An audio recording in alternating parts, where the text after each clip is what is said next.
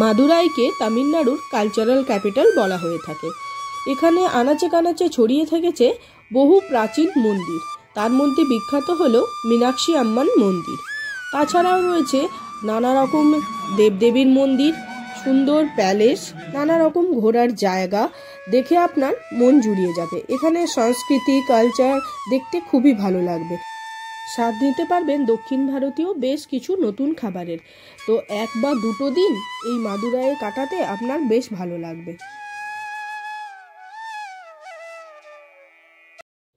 মাদুরাই যাওয়ার best time কখন, ওখানে যাওয়ার জন্য ট্রেন আপনারা কোথা থেকে ধরবেন, খাবারের ডিটেলস, হোটেল সমস্ত কিছুই আপনাদের সাথে শেয়ার করব। তাই পুরো ভিডিওটা অবশ্যই। আর আমরা এখানে নিচে কফি, এই টাইপের কফি আমাকে খুব পছন্দ, যে এমনি গ্লাসে আর নিচে একটা বাটিতে দেওয়া হয়। এই জিনিসটা বেশ ট্র্যাডিশনাল ওয়েতে, তো এটা বেশ ভালো লাগে। মাদুরাই সিরিজের আগে আমরা সাউথ ইন্ডিয়া বা তামিলনাড়ুর বাকি জায়গাগুলো মোটামুটি এক্সপ্লোর করতে কত কি টাইম নেব বা আমরা কি ঠিক করে রেখেছি, কোথায় থাকবো, হোটেল কি কি জায়গা দেখব, সেগুলোরও একটা শর্ট আইডিয়া আপনাদের কাছে নিয়ে আসব, যাতে আপনাদের প্রত্যেকটা সিরিজ দেখে বুঝতে খুব সুবিধা হয়। আমরা ঘুরে দেখব পাম্বন ব্রিজ, বিখ্যাত 4 ধামের এক ধাম রামেশ্বরম মন্দির, ধনুষকোটি, কন্যাকুমারী বিচ, আর একদম লাস্টে এক্সপ্লোর করব চেন্নাই মেরিনা বিচ। এই সমস্ত জায়গার টোটাল ইনফরমেশন এক একটা সিরিজের মাধ্যমে আপনাদের কাছে দেব। তাই প্রত্যেকটা সিরিজ আপনাদের কাছে আরো তথ্যবহুল হয়ে দাঁড়াবে। আমাদের জার্নি শুরু হয়ে গেল টাটানগর স্টেশন থেকে। হাওড়া বড়বিল জনশতাব্দী ধরে আমরা পৌঁছে গেলাম খড়গপুর, এবং রাত 1:40 আমাদের রয়েছে চেন্নাই। চেন্নাই যাওয়ার দড়ি ট্রেন হলো 12841 করমণ্ডল এক্সপ্রেস, যেটি শালিমারে রয়েছে দুপুর 3:25 এবং চেন্নাই সেন্ট্রাল গিয়ে পৌঁছাবে বিকেল 5টার সময়। আর একটি ট্রেন হলো 12839 চেন্নাই মেল, যেটি হাওড়াতে রয়েছে রাত 11:55 এবং চেন্নাই সেন্ট্রাল গিয়ে পৌঁছাবে সকাল 3:15। আমাদের ট্রেন রয়েছে খড়গপুর থেকে। আমরা আজকে বাড়ি থেকে মানে জামশেদপুর থেকে ডাইরেক্ট খড়গপুরে আসলাম। এখান থেকে আমাদের নেক্সট ট্রেনটা ধরবো। আমাদের ট্রেন রয়েছে হাওড়া থেকে, যেটা আছে হাওড়া চেন্নাই মেল, সেটা রয়েছে এখানে 1:40 মধ্যে, রাত্রে 1:40, এবং চেন্নাই পৌঁছাবো আমরা কাল ছেড়ে পরশু সকালে 3:25 নাগাদ, মানে 3টে সাড়ে 3টে নাগাদ পৌঁছাবো। তো ভাবছি যে ওই ট্রেনটা লেট করলেই ভালো, 6টা সাড়ে 6টা বেজে যাবে। তা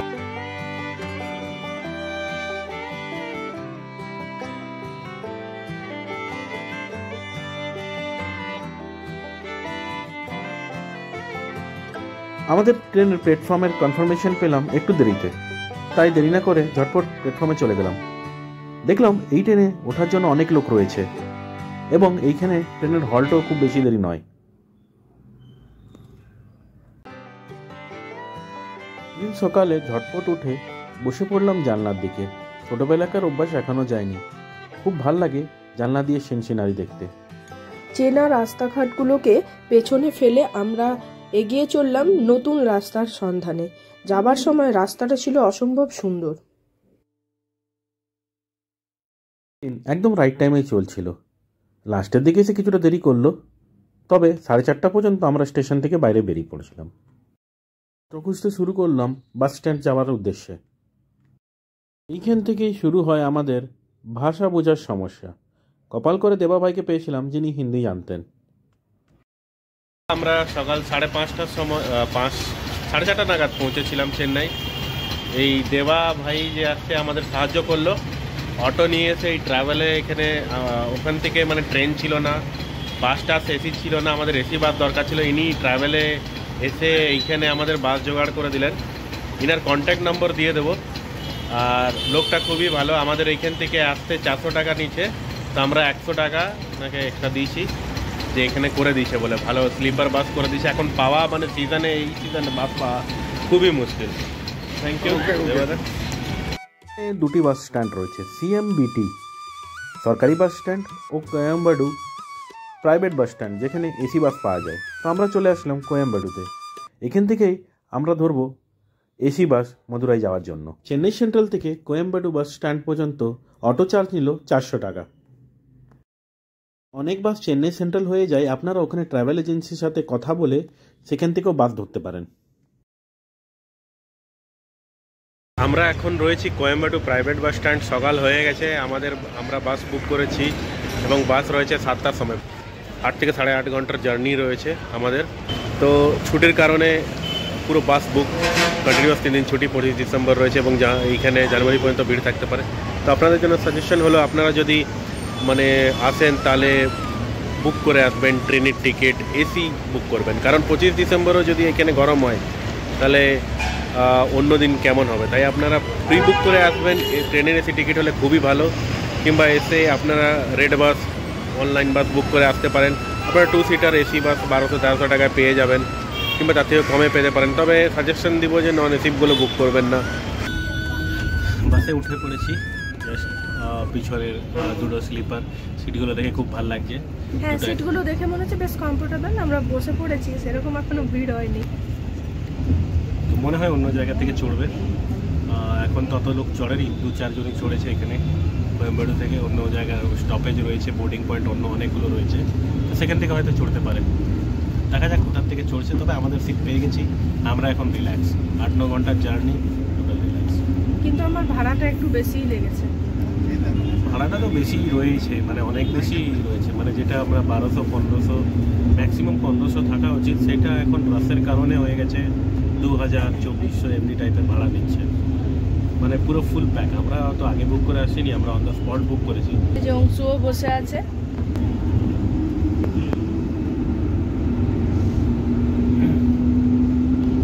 ও ফার্স্ট টাইম এরকম এক্সপিরিয়েন্স নিচ্ছে, ওর মজা লাগছে খুবই। চলুন আরও রাস্তায় দেখি কি দেখা যায়, কি কি সিনারি থাকে, আপনাদের সাথে সব শেয়ার করছি।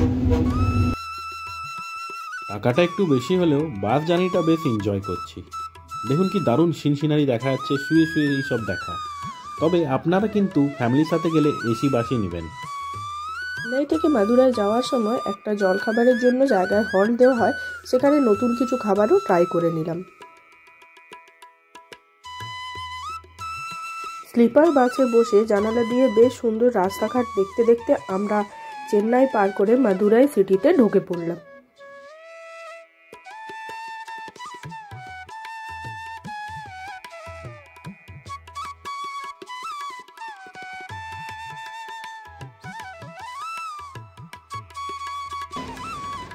হোটেল পৌঁছে গেছি, মাদুরাই হোটেল।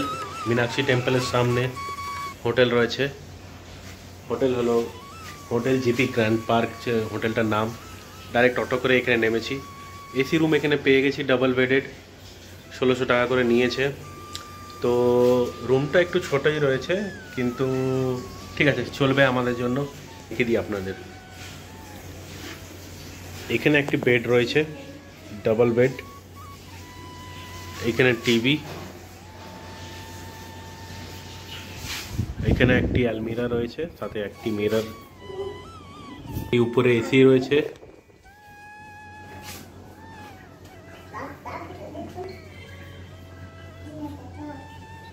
বাথরুমটা এটা ওয়েস্টার্ন নয়, ইন্ডিয়ান রয়েছে, আমাদের কোনো ইস্যু নেই তাতে। গিজার রয়েছে। গিজার জানি না দরকার হবে কিনা, সকালে জলটা দেখে বোঝা যাবে। পরপর 2-3 বার সাউথ ইন্ডিয়ান ডিশ ট্রাই করার পরে একটু স্বাদটা বদল করতে ইচ্ছে হলো, তাই একটা পাঞ্জাবি ধাবা দেখে সেখানে ডিনার করার জন্য ঢুকে পড়লাম। এই ধাবাটিতে কিন্তু খাবার যথেষ্ট ভালো সুস্বাদু ছিল। আমরা সকালে উঠে স্নান করে রেডি হয়ে যাচ্ছি মন্দিরে। হোটেলের সামনে থেকে জিজ্ঞাসা করলাম, বললো মন্দির তো 5 মিনিটের মধ্যে। দেখি একটু সামনে গিয়ে কত দূরে আছে। তবে এখানে লোক কিন্তু সেরকমভাবে হেল্পফুল নয়। একটা টুরিস্ট প্লেস হওয়ার পর সব কিছু বলতে জানা, আর ভাষার প্রবলেম তো জেনুইন রয়েছে। তো যাচ্ছি এখন সকাল সকাল মন্দিরে, পুজো দিয়ে আসবো, দর্শন করে আসবো। ভাষার তবে খুবই প্রবলেম, এক একটা ওয়ার্ড বলতে হচ্ছে, সেটা দিয়েই বুঝতে হচ্ছে, না ইংলিশ না হিন্দি। যাই, এখন 7টা বাজে। আমাদের হোটেলের লোকেশনটা ভালো, সামনেই অনেক দোকান রয়েছে, বা খাবারও ভালো দোকান পেয়ে গেছি, কোনো প্রবলেম হয়নি সামনে। চলো এবার যাওয়া যাক। মন্দিরের আশেপাশে প্রচুর হোটেল পেয়ে যাবেন, এসি নন এসি ধর্মশালা সব ধরনেরই রয়েছে। মোটামুটি 700-800 থেকে নন এসি শুরু হয়, এসিগুলো 1500-1600, তবে পিক সিজনে রেট অনেক বেশি থাকে। আমাদের হোটেলটা ওয়েস্ট গেটের সামনে আছে। আমরা এবার যাচ্ছি, অটো করে নিয়েছি নর্থ গেটের সামনে। অটোর ভাড়া হলো 50 টাকা। তো এখন যাচ্ছি নর্থ গেটে, তারপর দেখা যাক। ইস্ট, ওয়েস্ট, নর্থ, সাউথ 4টি গেট রয়েছে মন্দিরের। মন্দিরের টোটাল প্রাঙ্গণ চারিদিক ঘুরে দেখতে বেশ সময় লাগবে। আমরা নর্থ গেটের সামনে এসে দাঁড়ালাম। একজন লোকালের এখানেই থাকেন, হয়তো যাই হোক হিন্দি বুঝছে। জিজ্ঞাসা করলাম, বললো নর্থ গেট দিয়ে এন্ট্রি হবে, আর আজকে বললো রবিবার তো 1টা অবধি দুপুরে খোলা থাকবে, মানে 8টার থেকে বললো এন্ট্রিটা হবে। মীনাক্ষী দেবী টেম্পল, যেটা কিনা মা পার্বতী, এটাও একটা অনেকের মতে এটাও একটা শক্তিপীঠ। আর এছাড়া এই মন্দির পবিত্র, এখানের মাদুরাইয়ের মধ্যে সবথেকে প্রাচীন মন্দিরগুলোর মধ্যে একটা সবথেকে পবিত্র মন্দির। নর্থ গেটের ঠিক সামনে এসে একটু বাঁদিকে আসলে জুতো সেলফোন রাখার জায়গা রয়েছে, আর পুজোর জিনিসপত্র কেনা সব দোকান একদম সামনে সামনে রয়েছে। মন্দিরের ঠিক বাইরেই একটা দোকান রয়েছে, সেখানে যিনি উনি আবার হিন্দি বোঝেন, উনি বলে দিলেন এখানে রেখে মন্দির দর্শন। আজকে 8টা থেকে পুজো হবে, এখন দর্শন হবে, মানে বাইরেটা ঘুরে দেখতে। জুতো চপ্পল কাউন্টার এখানে ফ্রি রয়েছে।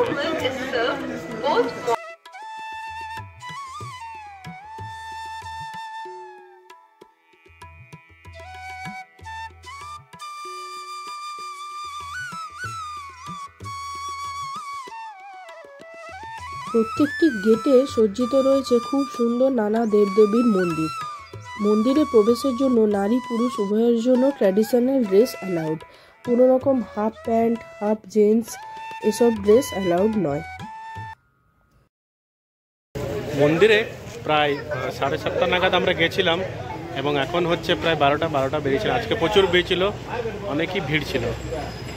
আমরা ভালোভাবে দর্শন করলাম। এখানে অনেক কিছু অ্যারেঞ্জমেন্ট আছে, ভিতরে জল খাওয়ার অ্যারেঞ্জমেন্ট রয়েছে, এবং বাচ্চাদের জন্য স্পেশালি যারা 3 বছর কিংবা 3 বছরের কম তাদের জন্য ফ্রি দুধ রয়েছে। জল তো ফিডিং রুমও রয়েছে। আপনি চাইলে বাচ্চাদের আগে কিনে প্রসাদও খাওয়াতে পারেন। মানে ভালো লেগেছে, মানে অনেক এত ভিড় থাকা সত্ত্বেও অতটা কষ্ট হয়নি ওখানে। বেশ ভালোভাবে পুজো হয়ে গেছে।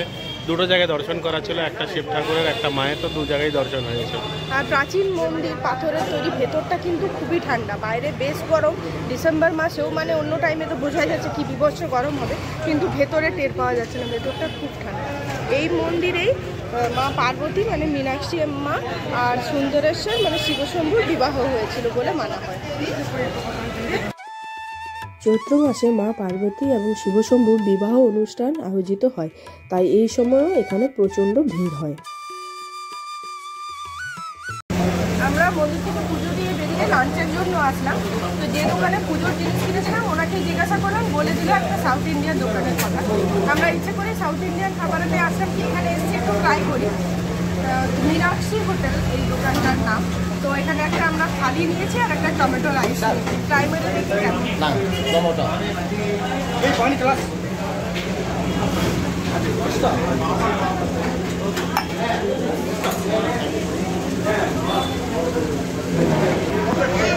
আজকে দুটোই আলাদা আলাদা টেস্ট করছি। আমি টমেটো রাইস টেস্ট করছি, আর মৌসুমি টেস্ট করছে সাউথ ইন্ডিয়ান রাইসের থালাটা। কেমন? Same test.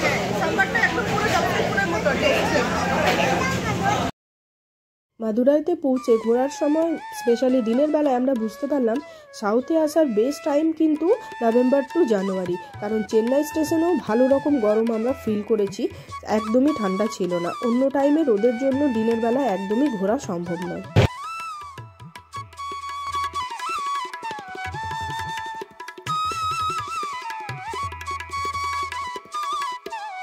লাঞ্চ করে আমরা আবার হোটেলের কাছে ফিরে এসে সেখান থেকে একটা অটো ঠিক করে সাইট সিইংয়ের জন্য বেরিয়ে পড়লাম। অটোতে কথাবার্তা ভালো করে বলে, মানে যথেষ্ট বার্গেনিং করেই আপনারা উঠবেন, কারণ ওরা রেট একটু আমি দেখেছি 2-1 জনের সাথে মানে আলাদা আলাদা রেট বলছিল, তো বার্গেন করে নেওয়াই সেখানে বেটার। এপ্রিল মেতে মধুরায়ে চিথিরাই ফেস্টিভ্যাল পালন করা হয়। এই অনুষ্ঠানটি খুবই প্রসিদ্ধ অনুষ্ঠান মধুরাইয়ের জন্য। এই অনুষ্ঠানে মা মীনাক্ষী দেবী, যিনি হলেন দুর্গার অপরূপ, ওনার সাথে বিয়ে হয় সুন্দরেশ্বরের মানে শিব ঠাকুরের। এই ফেস্টিভ্যাল 15 দিন ধরে চলে এবং এখানে এই ফেস্টিভ্যালের জন্য লোকাল ছুটিও পাওয়া যায়। এই উৎসবে ছোট ছোট করে অনেকগুলি অনুষ্ঠান করা হয়, যেমন মা মীনাক্ষী দেবীর রাজ্য অভিষেক করা, মা মীনাক্ষী দেবীর সঙ্গে সুন্দরেশ্বর অর্থাৎ শিব ঠাকুরের বিয়ে করা, আরও অনেকগুলি অনুষ্ঠান করা হয়। আলাগার কোভিল মন্দির, যেটি হলো ভগবান বিষ্ণুদেবের মন্দির। তিনি হলেন মা মীনাক্ষী দেবীর ভাই। কথিত রয়েছে যখন ভগবান বিষ্ণুদেব মা মীনাক্ষী দেবীর বিয়েতে উপস্থিত হওয়ার জন্য আসেন, তিনি মদুরাই অর্থাৎ মা মীনাক্ষী দেবীর বিয়েতে পৌঁছতে দেরি করে দেন এবং তিনি যখন ওয়াইগাই নদীর তীরে থাকেন তখন তিনি জানতে পারেন যে মা মীনাক্ষী দেবীর বিয়ে হয়ে গেছে। তিনি তখন খুব রেগে যান এবং তিনি ফিরে যান সেই আনা উপহারগুলিকে মা মীনাক্ষী দেবী ও সুন্দরেশ্বর মানে শিব ঠাকুরকে দিয়ে।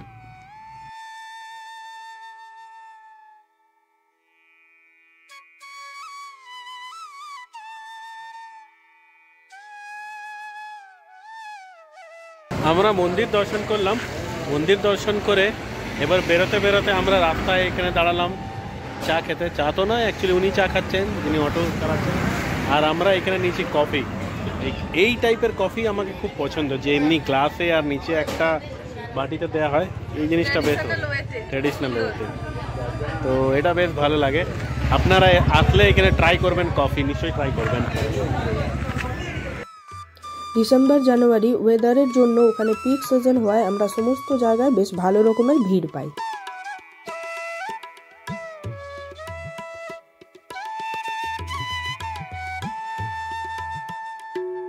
এবার আমরা তিরুমালায় নায়ক প্যালেসে এসে পৌঁছালাম। জায়গাটিতে আমরা সন্ধেবেলায় যাওয়ার জন্য বেছে নিই, কারণ লাইট সাউন্ড শো দেখার জন্য। ওখানে টিকিট কেটে লাইট সাউন্ড শো দেখতে আমরা গিয়ে বসি। বাইরে থেকেও প্যালেসটা দেখতে খুবই সুন্দর। খোলা ছাদের নিচে সন্ধেবেলা বসে রাজকাহিনী শুনতে বেশ রকম ভালো লাগছিল। লাইট সাউন্ড শো প্রোগ্রামটি আমার বেশ ভালো লাগে। আপনারা যদি হিস্টোরিক্যাল জিনিস পছন্দ করেন তবে এটি দেখে আসতে পারেন, বেশ মন কাড়বে।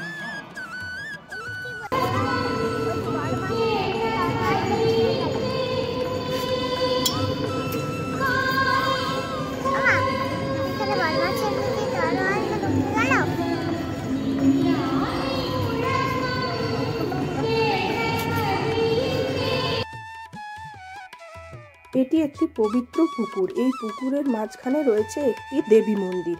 এই মন্দিরে যাওয়ার জন্য আপনাকে নৌকা করে যেতে হবে, তবে কারেন্টলি সেটা বন্ধ আছে। বলেছিল ওখানেই অটো দাদা যে খুব তাড়াতাড়ি এটা আবার চালু হবে, কিছু সাময়িক কারণের জন্য এটিকে বন্ধ রাখা হয়েছে। এই মন্দিরের নাকি কোনো ছায়া পড়ে না।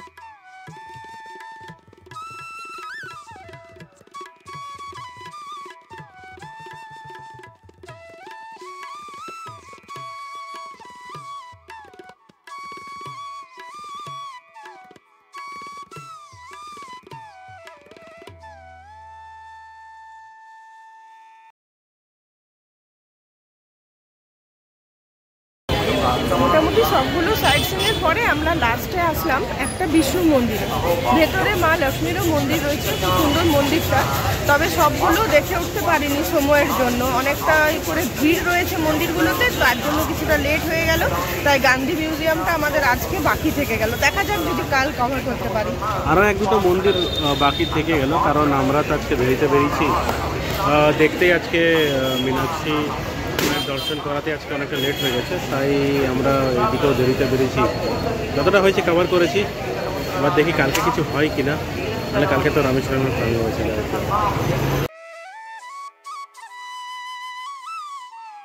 ভিডিওটি কেমন লাগলো কমেন্ট বক্সে অবশ্যই জানাবেন।